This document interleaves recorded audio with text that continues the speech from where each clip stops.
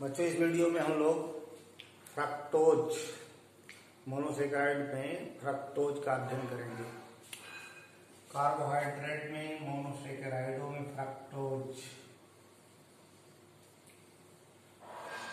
Fructose एक कीटोहेक्सोज है।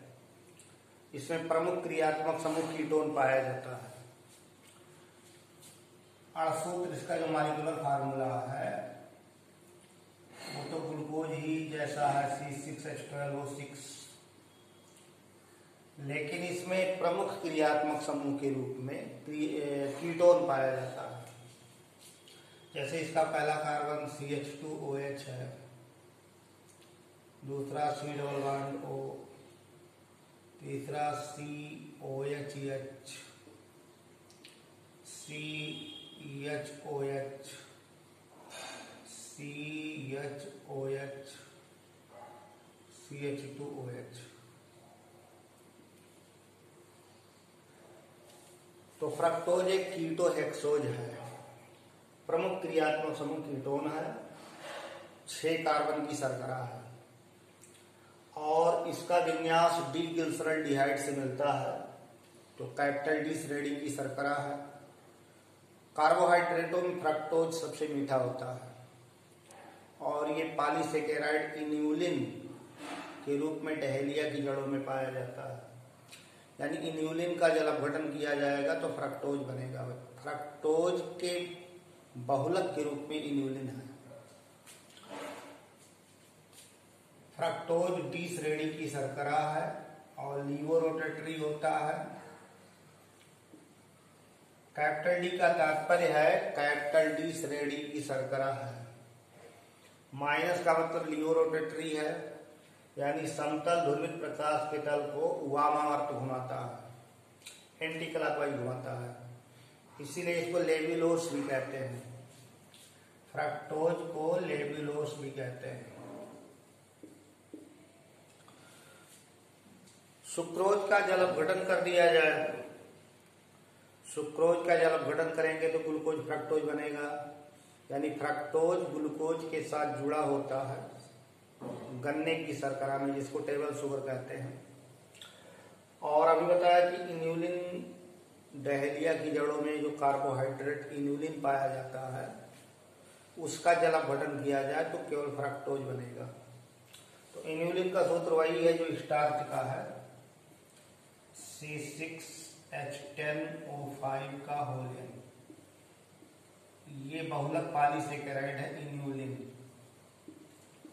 Inulin का हाइड्रोलिसिस करेंगे डाइल्यूट HCl के प्रभाव में, तो ये हाइड्रोलाइज होकर के और देता है फ्रक्टोज C6H12O6। ये फ्रक्टोज का फार्मूला है। यानी इन्यूलिन हाइड्रोलाइज होगा तो फ्रक्टोज बनेगा। फ्रक्टोज के बहुलकीकरण से इन्यूलिन बनता है और इन्यूलिन का जल अपघटन करेंगे तो फ्रक्टोज बनेगा। तो इस तरह इन्यूलिन से फ्रक्टोज प्राप्त किया जा सकता है। फ्रक्टोज एक कीटोहेक्सोज है। यह भी कार्बोनिल समूह की रासायनिक अभिक्रियाएं व्यक्त करता है, जैसे योग अभिक्रिया हो गई या विस्थापन अभिक्रिया हो गई। तो कार्बोनिल समूह ऐसे फ्रक्टोज में हाइड्रॉक्सिल समूह पाया जाता है, उसकी अभिक्रियाएं होती हैं। तो पहले हाइड्रॉक्सिल समूह की अभिक्रियाएं देखी जाए। Reactions of hydroxyl group. Hydroxyl समूह की अभिक्रिया के रूप में एसिटाइलेशन अभिक्रिया का प्रयोग किया जाता है। एसिटिलीकरण, जैसे ग्लूकोज का एसिटिलीकरण करते हैं एसिटिल क्लोराइड या एसिटिक एनहाइड्राइड द्वारा, वैसे फ्रक्टोज का भी एसिटिलीकरण करेंगे और जितना एसिटिल समूह जुड़ेगा उतने हाइड्रॉक्सिल ग्रुप पाए जा रहे हैं, यह सिद्ध होगा। तो fructose CH2OH, C double bond O, CHOH का होल थ्रायस CH2OH। ये फ्रक्टोज है। अब इसकी एसिटिल क्लोराइड या एस्टिक एनहाइड्राइड से क्रिया कराया जाए, जैसे एस्टिक एनहाइड्राइड से दिखाया जा रहा है। ये एस्टिक एनहाइड्राइड का फार्मूला है।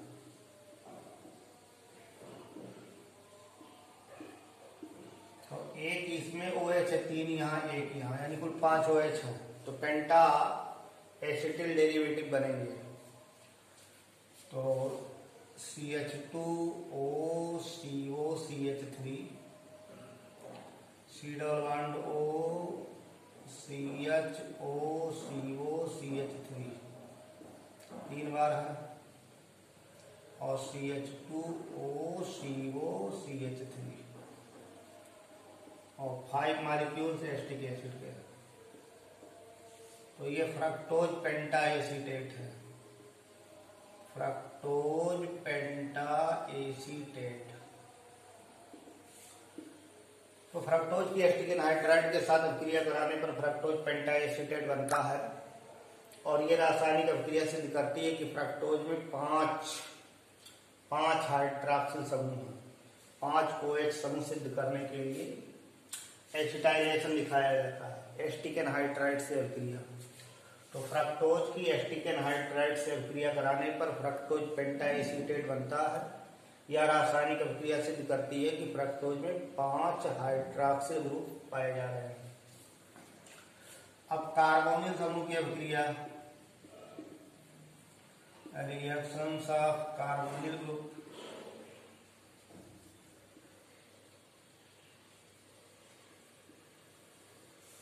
कार्बोनिल ग्रुप पर जो योग की अभिक्रिया है वो न्यूक्लियोफिलिक एडिशन होती है, नाभिक स्नेही योग होता है। यानी पहले ऋण भाग जुड़ता है, फिर धन भाग जुड़ता है। तो जैसे हाइड्रोजन साइनाइड से अभिक्रिया कराया जाए तो साइनोहाइड्रिन बनेगा। फ्रक्टोज की हाइड्रोजन साइनाइड से अभिक्रिया कराइए तो कार्बोनिल ग्रुप पर अभिक्रिया होती है।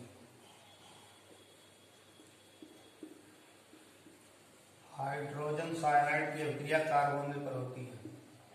CH2OH COH CN CHOH का होल थ्रायस CH2OH। Fructose cyanohydrin. तो फ्रक्टोज साइनोहाइड्रिन बनता है और ये सिद्ध करता है कि इसमें कार्बोनिल ग्रुप है। CO समूह की अभिक्रिया है, CO पर हाइड्रोजन साइनाइड का योग होता है तो फ्रक्टोज साइनोहाइड्रिन बनता है। तो अगर ये कहा जाए सिद्ध कीजिए फ्रक्टोज में कार्बोनिल ग्रुप है तो हाइड्रोजन साइनाइड से अभिक्रिया कराएंगे और फ्रक्टोज साइनोहाइड्रिन बनाकर दिखाया जाएगा, यानी हाइड्रोजन साइनाइड का योग हो रहा है। आगे हाइड्रॉक्सिलेमीन से अभिक्रिया है। हाइड्रॉक्सिलेमीन भी कार्बोनिल समूह को सिद्ध करती है। हाइड्रॉक्सिलेमीन NH2OH। तो फ्रक्टोज की हाइड्रॉक्सिलेमीन से क्रिया कराएंगे तो ऑक्सीन बनेगा।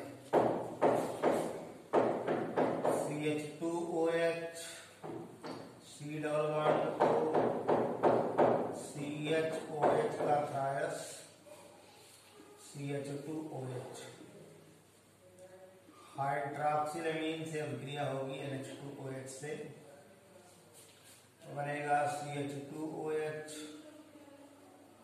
C double bond NH H2 निकल जाएगा तो NOH और CHOH का थ्रायस CH2OH।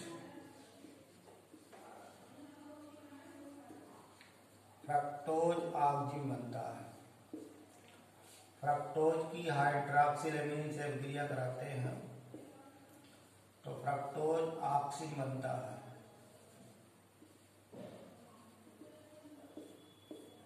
और फ्रक्टोज ऑक्सिन का बनना यह सिद्ध करता है कि कार्बोनिल समूह पाया जा रहा है, कार्बोनिल समूह की अभिक्रिया है। ऐसे ये सिद्ध करना हो कि कार्बोनिल समूह कीटोनिक के रूप में है तो नाइट्रिक अम्ल से ऑक्सीकरण करा देंगे। ऑक्सीडेशन बाई HNO3,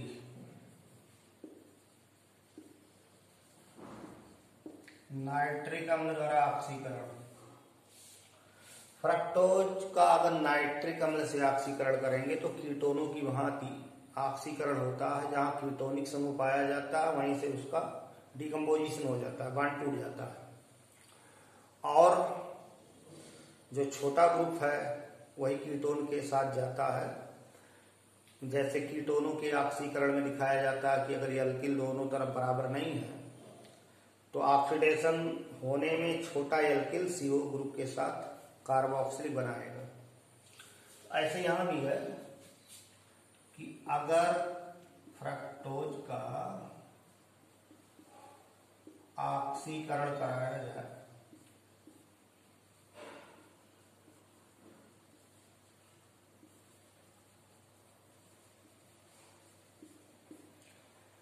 फ्रक्टोज का नाइट्रिक अम्ल द्वारा ऑक्सीडेशन कराया जाए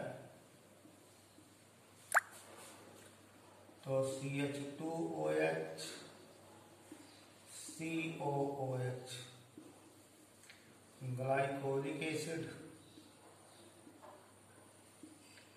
और COOH CHOH का ट्वाइस COOH टार्टेरिक एसिड बनता है। तो इससे सिद्ध होता है कि जो कार्बोनिल ग्रुप है वो कीटोनिक के रूप में है, क्योंकि ये कार्बोनिल से हिस्सा अलग हो गया, ग्लाइकोलिक और टार्टेरिक बन गया।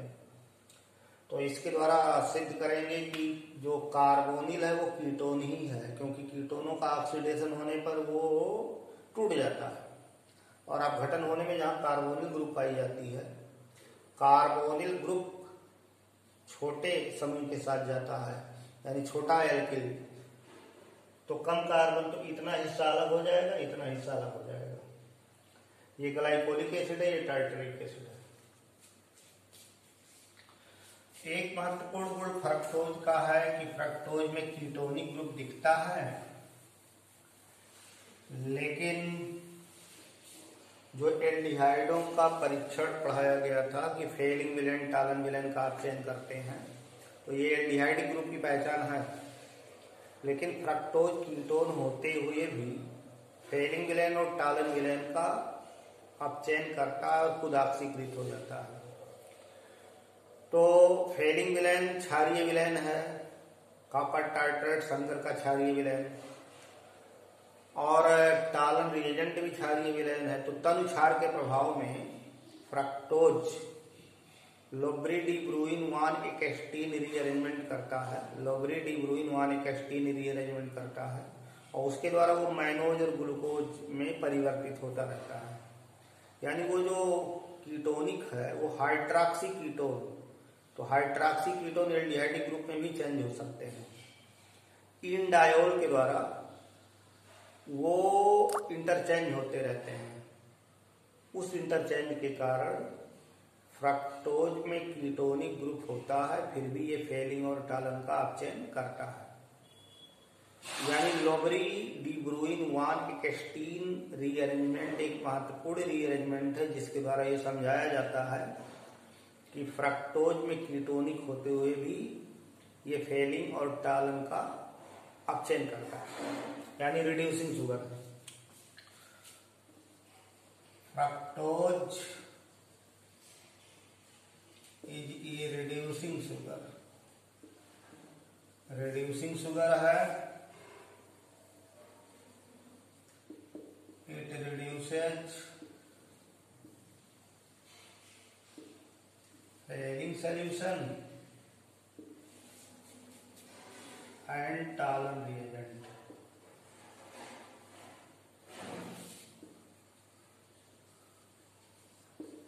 फेलिंग विलेन और टालन अभिकर्मक दोनों का अपचयन करता है। रिएक्शन दिखाने में जैसे CH2OH है, C डबल बॉन्ड O है, CHOH का क्रॉस CH2OH। फेरिक विलयन को क्यूप्रिक ऑक्साइड के रूप में दिखा लेते हैं सरलता के लिए। तो यहाँ ग्लूकोनिक एसिड ही बनाएंगे, ऑक्सीकरण होगा तो यही बनेगा, यानी ग्लूकोनिक एसिड बनेगा, ग्लूकोनिक एसिड ही बनेगा और यहाँ क्यूप्रस ऑक्साइड का लाल अवक्षेप आएगा। इतना ये हाइड्रॉक्सी कीटोन जैसा व्यवहार करता है और रीअरेंजमेंट करता है। ऐसे CH2OH, C double bond O, CHOH का cross CH2OH, Tollens reagent silver oxide, इसका रिडक्शन करके ये कार्बोक्सिलिक हो जाता है।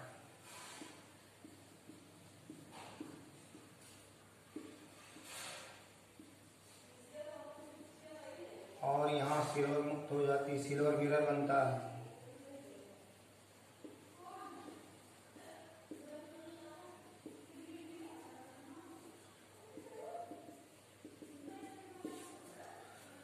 तो इस तरह फ्रक्टोज एक रिड्यूसिंग शुगर है जो फेलिंग और टॉलन का ऑफसेट करता है। तो इस वीडियो में हम लोगों ने कुछ महत्वपूर्ण अभिक्रियाएं और फ्रक्टोज बनाने की विधि, मतलब इन्यूलिन से अभिक्रिया या सुक्रोज का जल अपघटन पढ़ा गया और आगे का अध्ययन अगले वीडियो में किया जाएगा। धन्यवाद।